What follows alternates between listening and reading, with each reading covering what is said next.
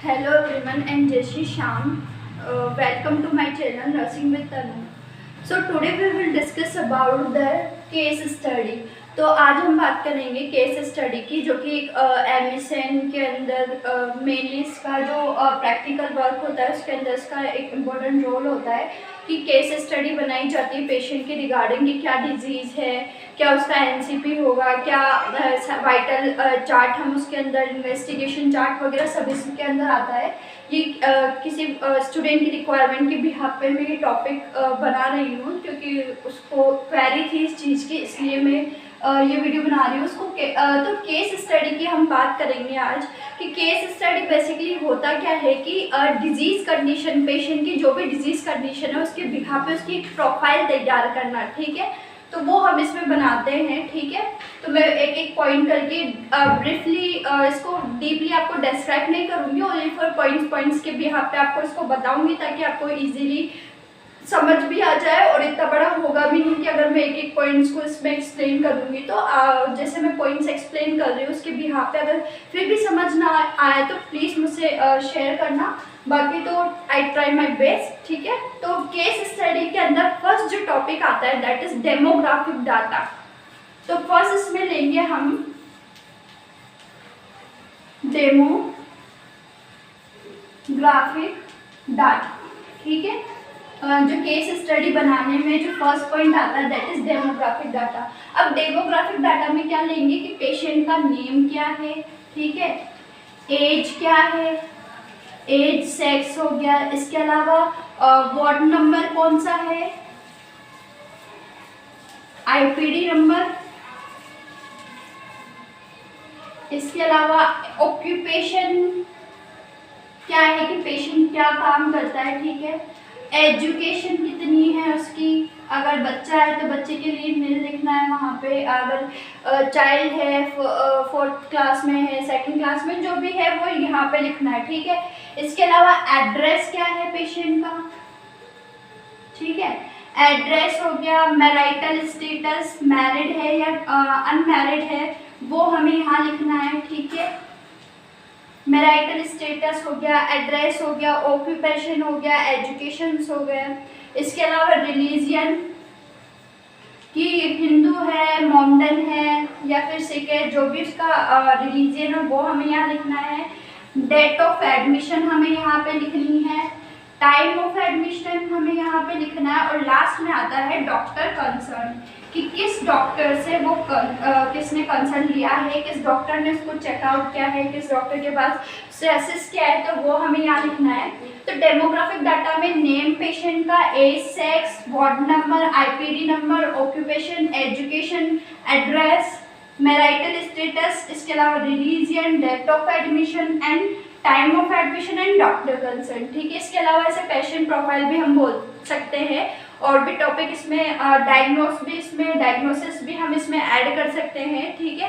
तो ये सब इसके अंदर आएगा। जो नेक्स्ट पॉइंट होगा वो होगा history collection, data collection, history collection या पेशेंट हिस्ट्री हम इसे बोल सकते हैं, पर्सनल हिस्ट्री। सेकंड आता है हिस्ट्री कलेक्शन,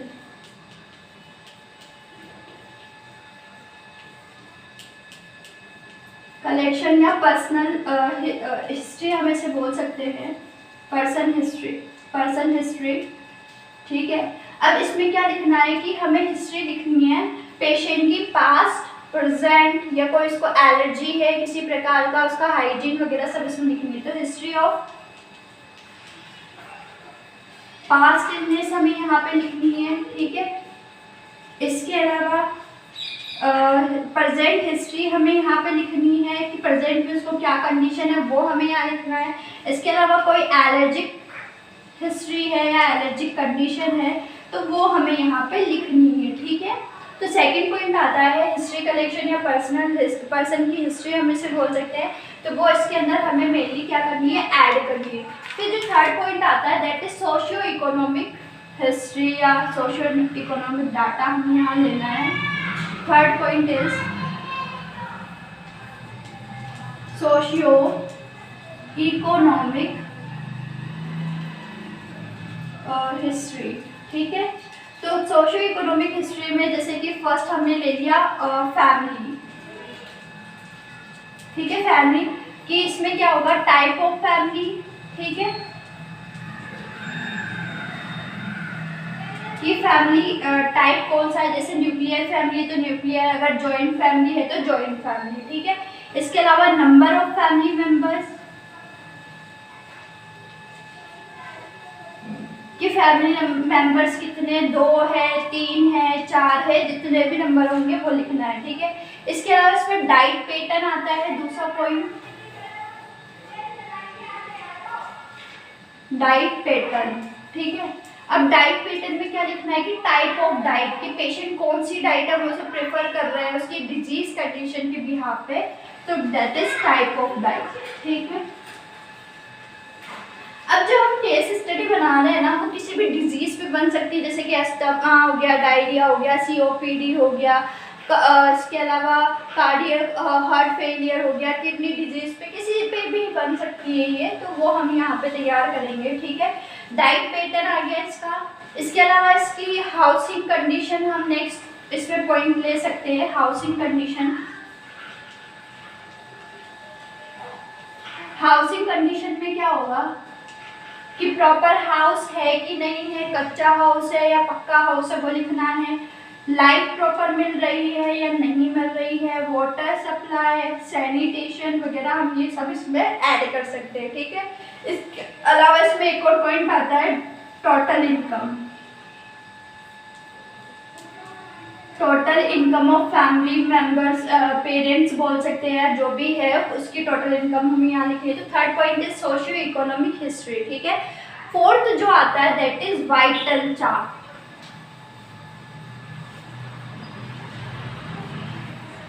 वाइटल चार्ट,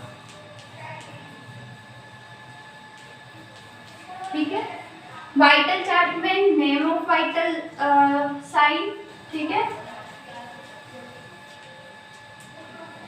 इसके अलावा normal value, then patient value, ठीक है।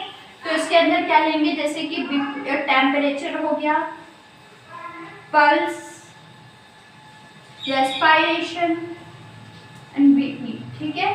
तो नॉर्मल वैल्यू क्या है वो यहाँ लिखनी है, पेशेंट वैल्यू क्या है वो हमें यहाँ लिखनी है। तो सेकंड क्या होगा, वाइटल चार्ट तैयार करना है, ठीक है। नेक्स्ट जो इसमें पॉइंट आता है फिफ्थ वाला, that is head to toe examination. Fifth is head to toe examination, ठीक है। हेड टू टो एग्जामिनेशन में क्या होगा कि पेशेंट का जर्नल अपीयरेंस, मेंटल स्टेटस वगैरह हम इसमें ऐड करेंगे, जैसे कि उसका डाइटरी पैटर्न क्या है वो सब इसमें ऐड होगा। इसके अलावा उसका बॉडी स्ट्रक्चर कैसा है, उसका आईज का colour, hair colour, skin colour हो गया, बॉडी पोस्चर हो गया। इसके अलावा थिन है, फेट है उस पर, वो सब इसमें जर्नल अपीयरेंस, उसकी मेंटल स्टेटस वगैरह सब इसके अंदर ऐड होगा, जो कि आपको आपकी फाउंडेशन की जो बुक है इसके अंदर इसका पूरी डिटेल आपको मिल जाएगी। Head to examination, head to toe वाली, तो आपने फर्स्ट ईयर में पढ़ा भी होगा ये, सेकेंड ईयर वाले स्टूडेंट या फिर थर्ड ईयर जो भी है, कि उसके अंदर आपको इसका हेड टू टो एग्जामिनेशन है, जो भी एग्जामिनेशन आप कर रहे हो पेशेंट का वो सब इसके अंदर लिखना है। वेट कितना है, लेंथ कितनी है, हाइट लेंथ हो गई, हेड सर्कमफ्रेंस, चेस्ट सर्कमफ्रेंस, ये सब इसमें क्या हो जाएंगे, ऐड हो जाएंगे। फिर नेक्स्ट जो पॉइंट आता है इसमें 6 वाला, that is investigation chart. Investigation chart, ठीक है।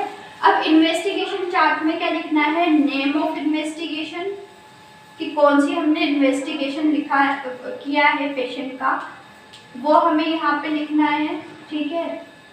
जैसे भाई नॉर्मल वैल्यू कितनी है उसकी वो हमें लिखना है, एंड पेशेंट वैल्यू कितनी आई है वो हमें लिखना है। अब इन्वेस्टिगेशन में यूएसजी कर सकते हो आप, सिटी, इसके अलावा जो भी है टेस्ट आप इसमें करना चाहे वो यहाँ लिख सकते हैं। इसके अलावा ब्लड टेस्ट हो गया, जैसे ब्लड काउंट टेस्ट हो गया, WBC काउंट हो गया, RBC हो गया, प्लेटलेट्स हो गया और हीमोग्लोबिन हो गया। तो इनकी नॉर्मल वैल्यू कितनी है वो आपको मेंशन कर दी। देन पेशेंट की वैल्यू आपको मेंशन करनी है कि किसी जो भी डिजीज हुई है पेशेंट को, बेबी अस्थमा का पेशेंट है, COPD का पेशेंट है, डायरिया का पेशेंट है, वो सब इसमें आपको जो भी उसकी RBC, WBC, प्लेटलेट्स या हीमोग्लोबिन जो भी उसका पेशेंट का वैल्यू आ रहा है वो यहाँ आपको मेंशन करना है, ठीक है। नेक्स्ट आता है इसमें मेडिकेशन चार्ट। जो 7 पॉइंट है दैट इज मेडिकेशन चार्ट, ठीक है। मेडिकेशन चार्ट जो भी हमने इसको मेडिकेशन प्रोवाइड करनी है जिस भी डिजीज से रिलेटेड, तो नेम ऑफ ड्रग, ठीक है, इसके अलावा डोज, रूट,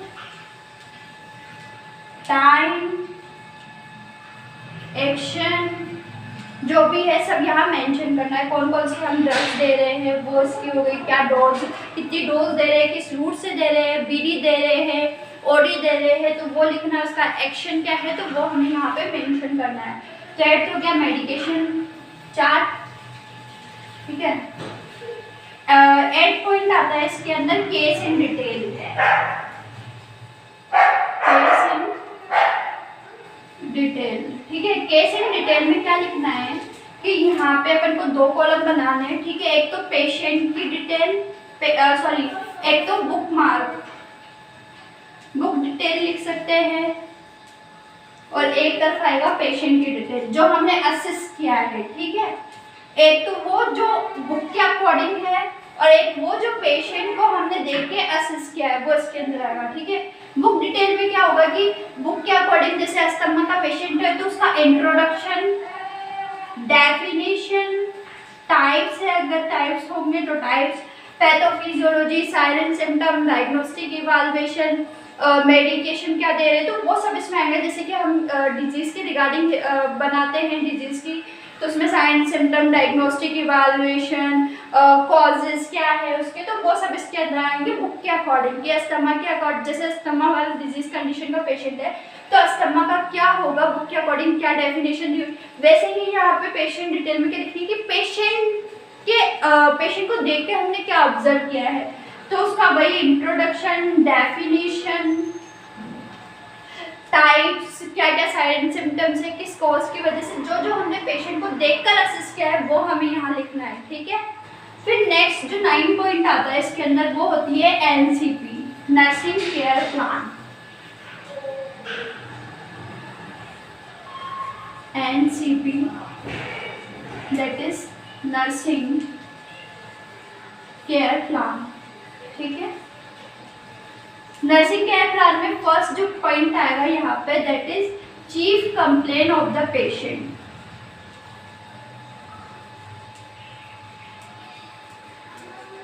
अब पेशेंट की जैसे फॉर एग्जांपल अस्थमा से पेशेंट सफ़र कर रहा है तो उसको एंजाइटी, जैसे उसने बताया कि मुझे एंजाइटी हो रही है, घबराहट हो रही है तो हमें वो लिखना है। उसने कहा ब्रीथिंग प्रॉब्लम हो रही है तो वो लिखनी है। उसने कहा रेस्टलेसनेस हो रही है, थकावट हो रही है तो हमें वो लिखना है। उसने कहा चेस्ट पेन हो रहा है तो हमें वो लिखना है। तो यहाँ पे जो भी पेशेंट ने उसकी कंप्लेन बताई कि पेशेंट आपके पास आ रहा है, वो आपको बता रहा है कि डॉक्टर साहब मेरे ये हो रहा है, जो भी है वो हमें यहाँ लिखना है, ठीक है। फिर दूसरा जो आता है इसमें पॉइंट वो होता है अकॉर्डिंग टू प्रायोरिटी, यानी जो भी चीफ कंप्लेन पेशेंट ने बताई है उसको किसके बिहाफ पे सेट करना, प्रायोरिटी के बिहाफ पे। कि जैसे उसने बताया कि ब्रीथिंग प्रॉब्लम होगी तो हमें पहले किसको ट्रीट करेंगे उसके बिहाफ पे हमें प्रायोरिटी के अकॉर्डिंग सेट करना है।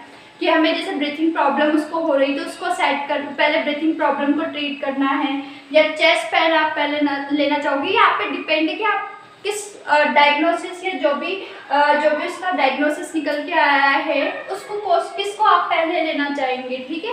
वो आप पे डिपेंड करता है कि आपके अकॉर्डिंग आपको क्या इंपॉर्टेंट लगता है कि ये ट्रीट होना चाहिए, वो हमें यहाँ लिखना है, प्रायोरिटी के बिहाफ पे सेट करना है, ठीक है। यूँ नहीं आपके अकॉर्डिंग है तो आप कुछ भी लगाओगे, वैसा भी नहीं।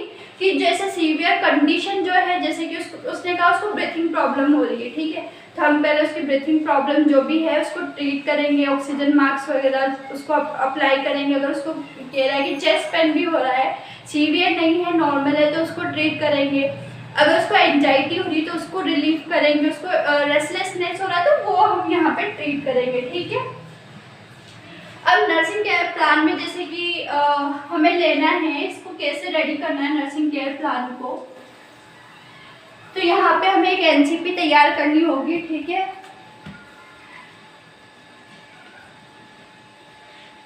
तो एनसीपी में फर्स्ट लेना है असेसमेंट, नर्सिंग असेसमेंट बोल सकते हैं, तो असेसमेंट, ठीक है। फिर लेना है हमको यहाँ पे नर्सिंग डायग्नोसिस, ठीक है, nursing diagnosis, this is the diagnosis sign, ठीक है, डायग्नोसिस भी लिख सकते हैं जो भी है। फिर आता है गोल, नर्सिंग गोल की क्या हमने गोल लिया है वो हमें यहाँ लिखना है, ठीक है। नर्सिंग गोल के बाद में आएगी प्लानिंग की, क्या हमने प्लानिंग करनी है, ठीक है, वो हमें यहाँ लिखनी है। मेरा थोड़ा बोर्ड छोटा है, ठीक है, फिर भी हम इस पे लिखेंगे। असेसमेंट हो गया जिसमें subjective data, then objective data, ठीक है। सब्जेक्टिव डाटा तो वो जो पेशेंट आपको बता रहा है, ठीक है, कि पेशेंट ने बोला एंजाइटी हो रही है, घबराहट हो रही है, फीवर हो रहा है, फलाना ठिकाना, जो भी उसने बताया वो सब इसमें लिखना है। ऑब्जेक्टिव डाटा में जो आपने असेस किया है वो यहाँ लिखना है, कि आपने क्या असेस किया है वो यहाँ लिखना है, ठीक है। तो नर्सिंग गोल, नर्सिंग डायग्नोसिस हो गया, नर्सिंग गोल हो गया, प्लानिंग हो गई, प्लानिंग के बाद में लिखेंगे हम रेशनल, ठीक है, रेशनल। फिर आता है इम्प्लीमेंटेशन एंड देन इवॉल्वेशन, ठीक है, ठीक है। तो असेसमेंट में क्या हुआ, subjective data, objective data. Nursing diagnosis में जो उसको डिजीज कंडीशन है, जो भी जैसे ब्रीथिंग प्रॉब्लम उसकी अल्टर्ड हुई है, तो यहाँ पे हमें क्या लिखना है कि Altered breathing pattern, Altered breathing pattern किससे रिलेटेड है, रिलेटेड टू अस्थमा, ठीक है, हमने लिखा, ठीक है। तो उसकी ब्रीथिंग पैटर्न अल्टर्ड है, तो हमने अगर उसको चेस्ट पेन हो रहा है तो अल्टर्ड चेस्ट पेन हो गया, ठीक है, वो लिखना है। फिर नर्सिंग गोल क्या लिखना है कि इसको हमें ट्रीट करना है, असेस करना है यहाँ पे, या फिर बोल सकते हैं मेंटेन करना है, to maintain the breathing pattern of the patient, ठीक है, वो हमें यहाँ लिखना है। इसके अलावा प्लानिंग में क्या क्या हमने प्लानिंग बनाई है उसके रिगार्डिंग वो हमें लिखना है। जैसे कि हमने उसको कंफर्टेबल पोजीशन प्रोवाइड की, एक प्रॉपर एनवायरनमेंट प्रोवाइड किया, ठीक है, वाइटल साइन उसके असेस किए। फिर जैसे ब्रीथिंग प्रॉब्लम हो रही है तो उसके रिगार्डिंग हम उसे उसकी रेस्पिरेटरी रेट चेक करेंगे कि रेस्पिरेटरी रेट कितना आ रहा है उसको, ठीक है। तो वो सब हम यहाँ पे क्या करेंगे, असेस करेंगे, उसका एंजाइटी लेवल, एबीजी एनालिसिस, मतलब जितने भी हमने प्लान बनाया है उसके रिगार्डिंग वो हमें यहाँ लिखना है। फिर रैशनलाइजेशन में लिखना है कि रैशनलाइजेशन आप लिख भी सकते हो, ऐसे जरूरी नहीं है। प्लानिंग हो गया क्योंकि 5 मेनली अपन 5 उसमें वो मतलब असेसमेंट हो गया, डायग्नोसिस हो गया, गोल हो गई, प्लानिंग हो गई, इम्प्लीमेंटेशन एंड इवॉल्वेशन। रैशनलाइजेशन आप लिखना चाहो तो लिख सकते हो कि इसको जैसे कि हमने उसको एक प्रॉपर पोजीशन प्रोवाइड की, तो प्रॉपर जैसे कि to provide the comfortable position of the patient, तो यहाँ पे क्या लिखेंगे, टू प्रोवाइड द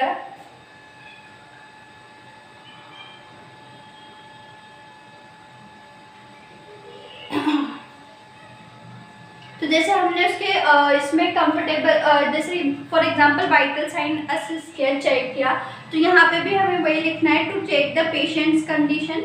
मतलब यहाँ असेस करने का लिख दिया और यहाँ पे रैशनलाइजेशन आप लिख सकते हो, वैसे ज़रूरी नहीं है इसे, तो ठीक है इसके अंदर। और फिर इम्प्लीमेंट किया हमने कि हमने क्या क्या उस पर इम्प्लीमेंटेशन की है वो लिखना है, कि जैसे vital sign has been assessed, comfortable position has been provide, वो यहाँ लिखना है। और इवॉल्वेशन में लास्ट में क्या लिखना है कि now the patient condition is normal, या जो भी आपका इवॉल्वेशन निकला है नर्सिंग केयर प्लान बनाने के बाद में वो अपन को लिखना है कि अगर थोड़ी थोड़ी ठीक हुई है तो वो लिखना है, अगर प्रॉपर ठीक हो गया तो now the patient condition is normal, वो हमें यहाँ पे लिखनी है।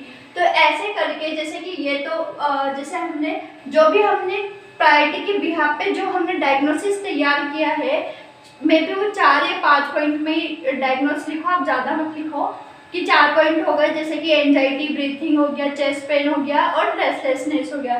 तो ब्रीथिंग का अलग बनेगा, ब्रीथिंग पैटर्न उसका हमने अलग बनाना है। फिर जैसे कि सेकंड प्रायोरिटी पे लिए हमने चेस्ट पेन, ठीक है, तो चेस्ट पेन का अलग से यहाँ पे आ जाएगा, altered chest pain related to asthma. फिर उसको चेस्ट पेन को अपन को मेंटेन करना है, फिर उसके रिगार्डिंग प्लानिंग, फिर रेशनलाइजेशन, इम्प्लीमेंटेशन एंड इवैल्यूएशन उसका रेडी करना है, ठीक है। फिर जैसे कि हमने थर्ड पे लिया हमने एंजाइटी एंजाइटी ली, तो वही अल्टर्ड हो गया उसका एंजाइटी लेवल जो भी है, इसके अलावा उसको मेंटेन करना है, वो सब आ गया। फिर फोर्थ पॉइंट लिया हमने जैसे रेस्टलेसनेस, तो वो रेस्टलेसनेस का अलग से ऐसे 4 एनसीपी अपन को बनाने में भी 4 हो सकते हैं, 5 हो सकते हैं, आपको जितने हो, लेकिन 3 से तो ज़्यादा ही बनाना है, ठीक है। तो वो हमें अलग अलग ऐसे नर्सिंग केयर प्लान तैयार करने, 4 नर्सिंग केयर प्लान। फर्स्ट तो जैसे ब्रीथिंग पैटर्न का कर लिया, फिर चेस्ट पेन का, फिर ऐसे ऐसे अलग अलग 4 नर्सिंग केयर प्लान तैयार करने, ठीक है। और फिर जो लास्ट आता है इसमें वो होती है हेल्थ एजुकेशन। केस स्टडी का जो लास्ट पॉइंट होता है दैट इज हेल्थ एजुकेशन, की सब कुछ हो गया। अब आप पेशेंट को क्या हेल्थ एजुकेशन दे रहे हैं वो हमें यहाँ लिखना है, ठीक है। कि जैसे पेशेंट हॉस्पिटल से डिस्चार्ज हो गया, अब उसको आप क्या क्या एडवाइस देंगे वो सब यहाँ लिखना है, कि आपको proper time to time checkup करवाना है, मेडिसिन लेनी है, ये डाइट प्लान रखना है, तो वो सब इसके अंदर इंक्लूड हो जाएगा। तो this is all over the case study, ठीक है। केस स्टडी मेथड है ये, इसमें हमने 10 पॉइंट पढ़े हैं। उसका डेमोग्राफिक डाटा हो गया, वाइटल चार्ट हो गया, इन्वेस्टिगेशन चार्ट हो गया, इकोनॉमिक सोशियो इकोनॉमिक हिस्ट्री हो गई, प्रेजेंट हिस्ट्री कलेक्शन हो गया, और इसके अलावा हमने एग्जामिनेशन पढ़ा, मेडिकेशन चार्ट पढ़ा, केस इन डिटेल पढ़ा, ये सब इसके टॉपिक है। तो ये है केस स्टडी, ठीक है। और जैसे कि एनसीपी में मैंने बताया कि एनसीपी में आपको असेसमेंट, डायग्नोसिस, रेशनलाइजेशन, इवॉल्वेशन, इम्प्लीमेंटेशन वो सब बनाने हैं। जो जो आपने चीफ कंप्लेंट ली है पेशेंट की, जिनको प्रायोरिटी के बिहाफ पे सेट किया है, उन प्रायोरिटी के बिहाफ पे जो चीफ कंप्लेंट लिए उनके अलग अलग नर्सिंग प्लान बनेंगे, ना कि एक ही बनेगा कि आपने एक ही ऑल ओवर का एक बना दिया, वैसा नहीं बनेगा।